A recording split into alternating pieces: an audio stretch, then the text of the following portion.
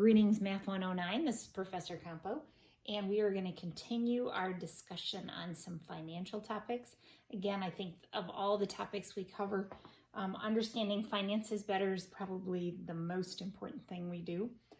We're going to tackle compound interest. So last Thursday, we talked about simple interest, which is just the amount of interest is equal to the principal times the rate times the time. Now we're going to talk about compound interest, where you actually pay interest on interest. And if we're talking about credit cards or some sort of loan, that starts to add up quickly. So compound interest, typically, simple interest is used typically for loans of 1 year or less. And again, interest equals the principal times the rate times time. Interest is the amount you're paying just for the privilege of having that money. Perhaps the bank is paying you for the privilege of using your money to loan to other people.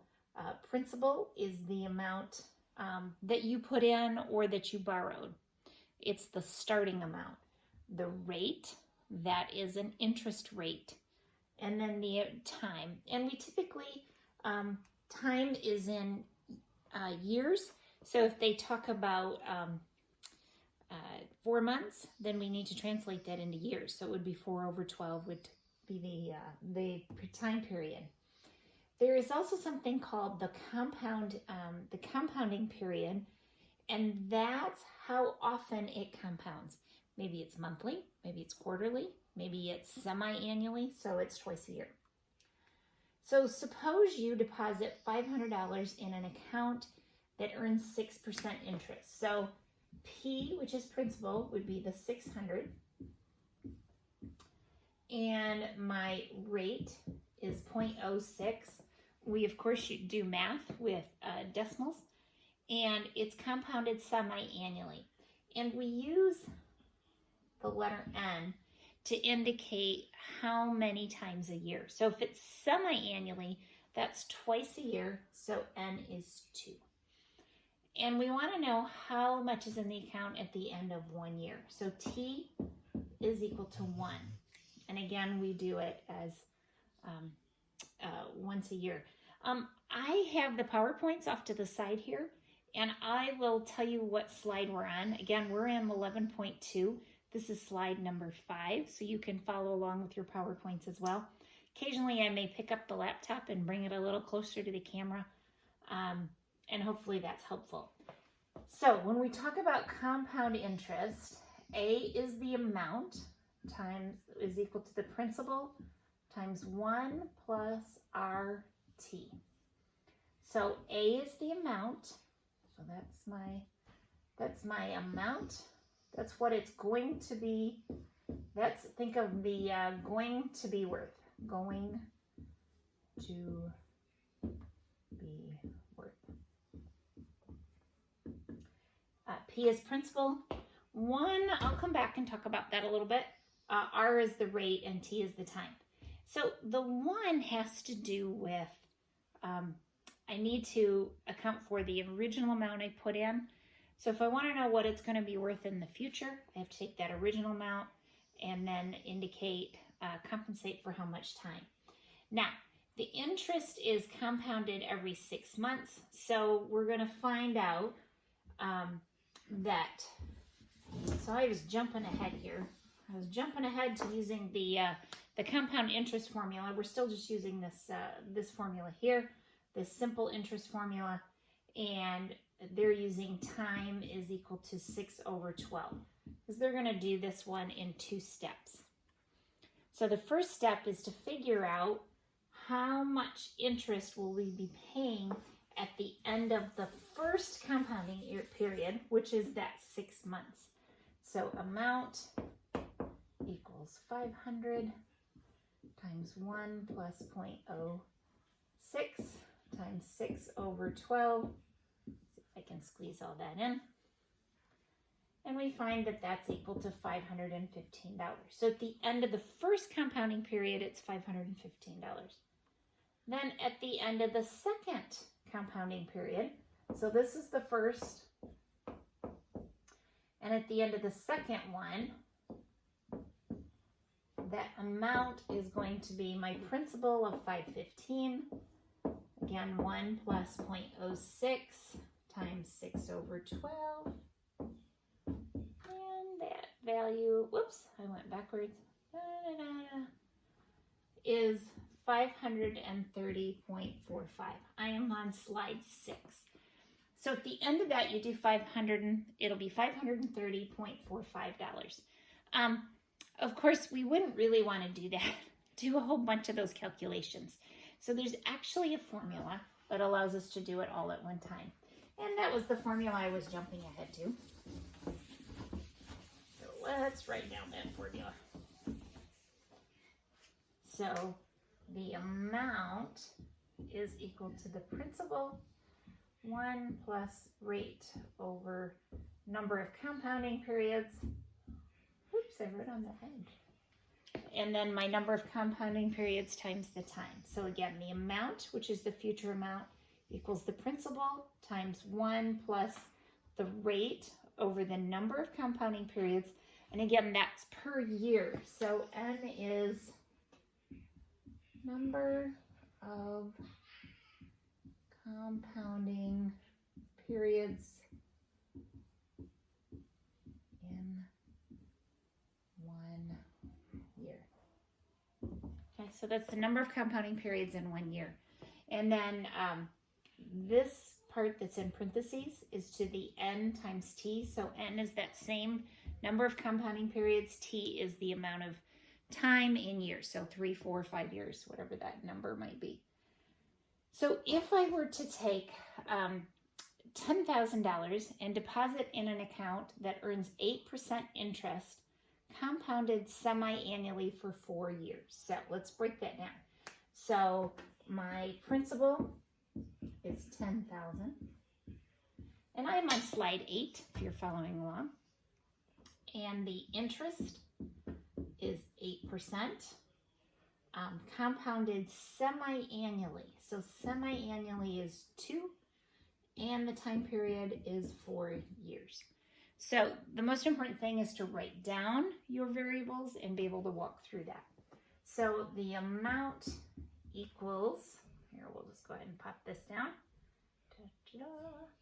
The 10,000 times 1 plus 0.08 over 2 to the 2 times 4. So when I do that math, and I'm going to talk about calculator stuff in a minute here, that amount is $13,685.69. Now, you got to be careful when you're doing your calculator work here. And of course, I always want you to put it in all at one time if you can. So let's write down the calculator steps. I would put in 10,000 times parentheses 1 plus 0.08 over 2, close my parentheses, and then my little caret that says I'm doing an exponent. Some of you have calculators that do something like an x to the y, and then that's to the 2 times 4 power. So if you do that all at one time, you'll do just fine. Just make sure that this portion here where we're adding is in parentheses, because you want this whole thing to be, in this case, the 8th power. All right, so present value. So what if I wanted to find out how much I needed to invest now so that I would have a certain amount of money later on? Perhaps I want to make sure that I can do a down payment on a house at a certain percent interest, compound interest. So I'm going to invest some money now. I got my tax return back. Mine literally came this morning, so that's exciting. And I can invest that money and then use that as a down payment in the future. So the present value is, we use that same principal. P would be the principal. That's what we're going to invest now so that we have a future value, and A is that future value. So what if I wanted to solve for P? So I would have taken that same formula we just used and simply do my algebraic rearranging like we did in chapter 9. So how much I have to put in now, that's my present value. It's the same as the principal. We also talk about that as the present value. So it's the amount and 1 plus r over n to the n times t. So again, if I wanted $10,000 in the future as a down payment on a house, maybe when I finish graduate school or something. So 5 years from now, what do I have to put in now at a particular interest rate with a certain number of compounding periods to achieve that? So the question is, and I'm on slide number 13, how much money should be invested in an account that earns 8% interest compounded quarterly? Okay, so let's write down. P is what we want to find. A is 30,000. So it says that's what I want to have. R is my interest rate, 0.08. N is my number of compounding periods. This says compounded quarterly. So quarterly is 4 times a year, and T is in 5 years. So now I have all my variables written down. Oh goodness, you can't see those very good. Let's fix that. There we go. We'll fix that a little bit. So I have all my variables written down so that now I can move forward. Dun, dun, dun. So P, let me get that out of my way a little bit. P is equal to 30,000 over 1 plus 0.08 over 4 to the 4 times 5. Okay, so 4 times 5 is 20. I could do that in my head. I could do it on another piece of paper. But really, again, the best way to do this is to simply do this all at once on your calculator. Let me put this down, and then I'm going to write out the calculator steps again, because sometimes that's the tricky part. So I would first put in my 30,000 divided by, and I'm going to use a parentheses, and I'm going to use 2 different color parentheses so you can kind of keep track. So I have my first parentheses that I'm actually going to do in red, because I don't want to write in red otherwise. So that's the outer parentheses that says this whole denominator goes in there. And I'm going to put an inner parentheses, 1 plus 0.08 divided by 4, inner parentheses, to the 4 times 5. And I do need to put that in parentheses. Otherwise, it's going to, order of operations, it's going to do the 4, and then it'll multiply times 5. And then I need to close. So these 2 red parentheses go together. These inner blue ones go together. Those 2 go together.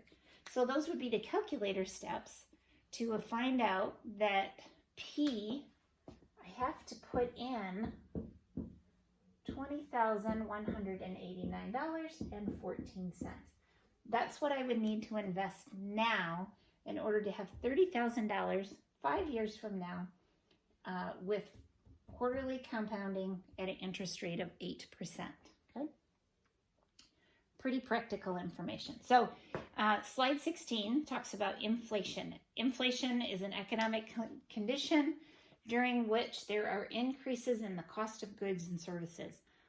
I have no idea what inflation is going to happen based on this virus and what happens in our economy. It's going to be an interesting ride, and I'm sure economists will be studying it for years to come. Perhaps one of you will end up in that field. So it's inflation is expressed as a percent. Perhaps it's 7%. That seems a little high to me. We often talk about 3%. But again, this year, who knows what's going to happen. So in order to calculate the effects of inflation, we use the same procedure we use to calculate the compound amount. So very similar. And inflation rates they vary all the time from year to year. Different countries have different inflation rates. A few years ago, Brazil experienced inflation that was just out of control. And then we'll assume constant inflation just for the sake of being able to do the math. And we're going to use one compounding period. So n is going to be equal to 1. Instead of talking about quarterly or semi-annually or monthly, we'll just have one period. So that's something you just have to know on your, when you look at compound interest, when we talk about inflation, that when you do inflation calculations, it's one compounding period. So suppose I erase my board first, huh? Suppose your annual salary is $35,000 and you want to know what an equivalent salary will be in 20 years. So that is a salary that will have the same purchasing power, and assume a 6% inflation rate. So R is 0.06, T is 20. Remember, you use N is 1. My present value is the 35,000 because that's what it is today. Make 35,000 right now. What is that going to be like? What would that be? What would I need to make in order to have the same purchasing power? So I'm going to use this compound formula. A equals P1 plus R over N to the NT. And I want to remind you, at the end of chapter 11 is a great summary, and you'll be able to use that chart with those summary formulas on any test or quiz. That's fine. So my principal is 35,000. My rate is 0.06. The time is 20 years, and we use N because we're talking about inflation rates. N equals to 1. So as we substitute the amount of purchasing power, say 1 plus my rate was 0.06 over 1, makes the math a little bit easier when N is 1, and this is to the 1 times 0.06.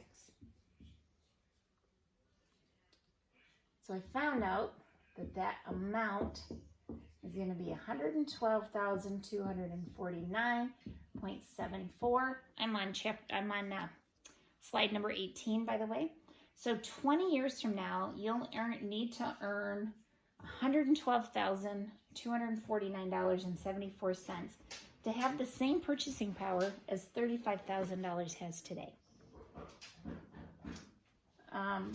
So we can talk about that same formula, that present value formula, helps us understand the impact of inflation and how that's going to change things.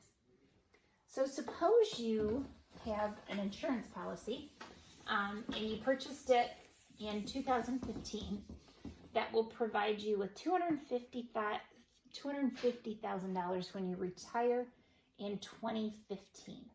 So the number of years, my time, is going to be the time from 2015 to 2050. So that would be 35 years. Interest rate of 0.08. And, N is equal to 1. So what will be the purchasing power of $250,000 when we get to 2050? So A is the amount that it's going to be worth.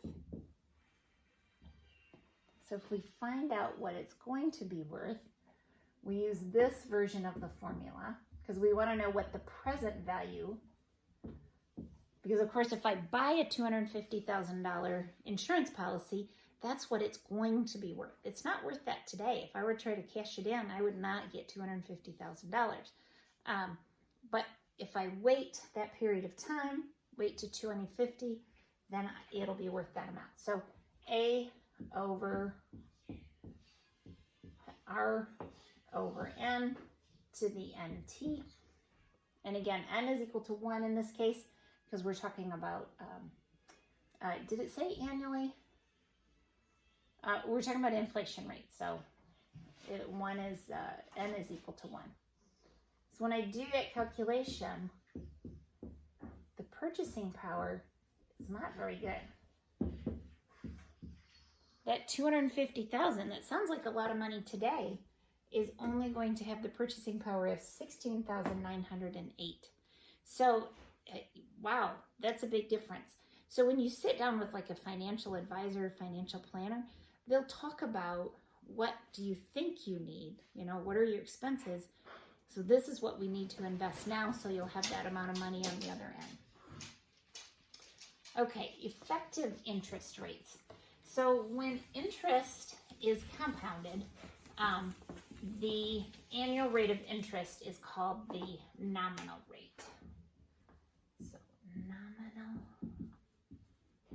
rate is when interest is compounded. And really this portion is all about being able to compare rates and deals. So when you're investing money or borrowing money and you want to know, what's the best deal out there, trust me, they're not all the same. Banks have different rates, they have different plans, different ways of being able to offer. So what you want to do is turn everything into an effective rate. So the effective rate,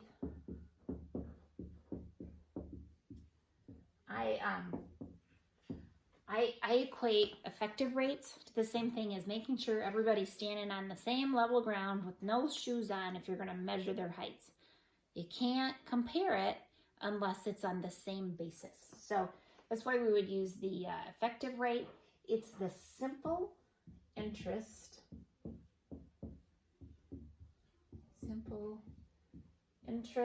rate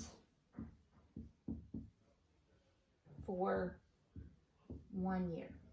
So that's how I could compare it. So perhaps a bank, I'm on slide 23, by the way. Perhaps a bank advertises 7% annual interest rate, compounded daily and yielding 7.25%. So the nominal interest rate is the 7%, and the effective is the 7.25. So the 7.25 is what I really want to compare, because that tells me what it is for 1 year. And then I'm able to compare it.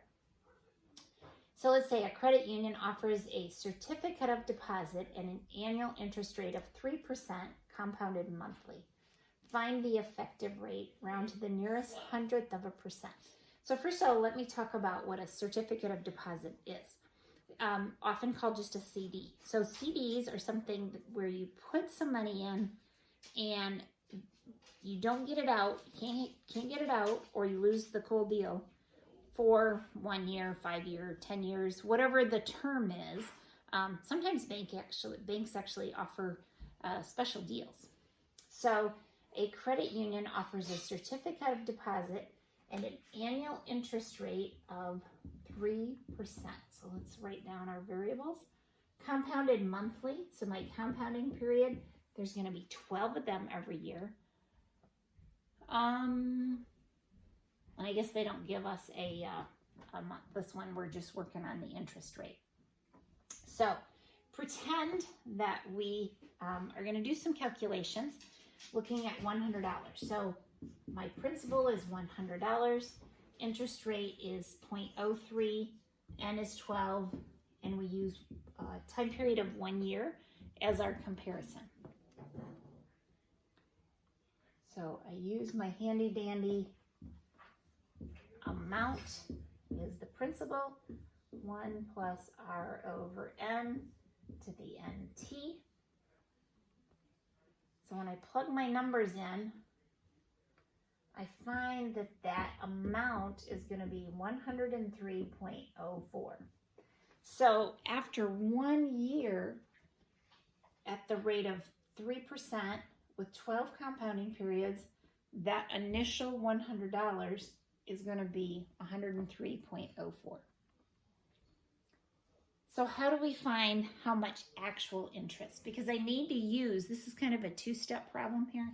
So I need to find out. So if my amount at the end of the year is 103.04 and my principal was 100, when I do that subtraction, I find that my interest, the actual dollar amount of interest, was $3.04. So now I have a value for I. So remember I from the last section. So, and here's one of these things. Sometimes we're on slide 26. Some sort of magic happens and they don't really tell you what happened. They say the interest rate is 3.04%. Well, if you earned $3.04 on $100, then we have 3.04 divided by $100. Sure enough, we get 3.04%, or perhaps you like decimals better, 3.04, 0.0304. Okay, so in case the PowerPoint seemed to kind of skip something, they did. But they made the math nice for themselves and looked at $100. All right, so let me get some more space here.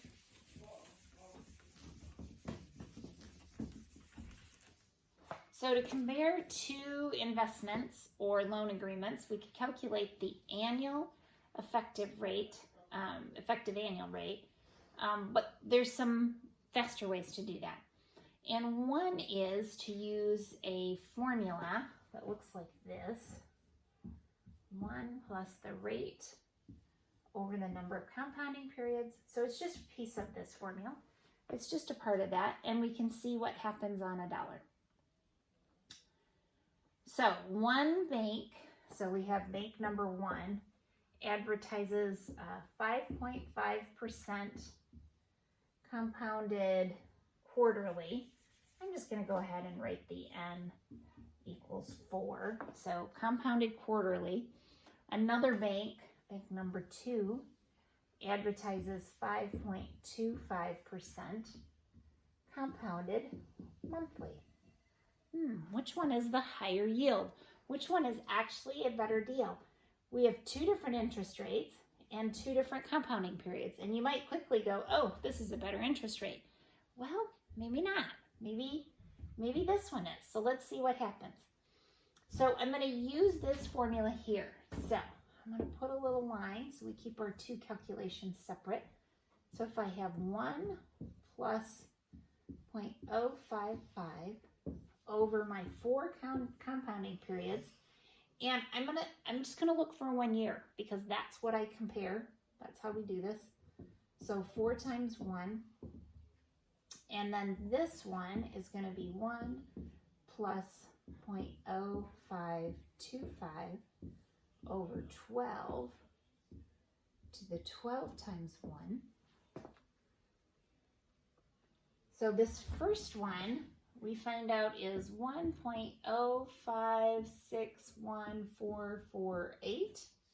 The second option is 1.0537819. Well, look at that. Sure enough, this one is a little bit better deal, but because of the differences in the number of compounding periods, it could have gone either way, right?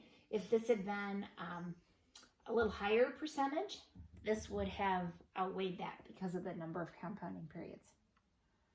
All right, so we're actually just comparing that. All right, the good news is we're at the end of section 11.2. If you have questions, please make sure you send them to me. You are welcome to use email, FaceTime, use WebAssign questions. I check those all the time. And you guys keep up the good work. Awesome.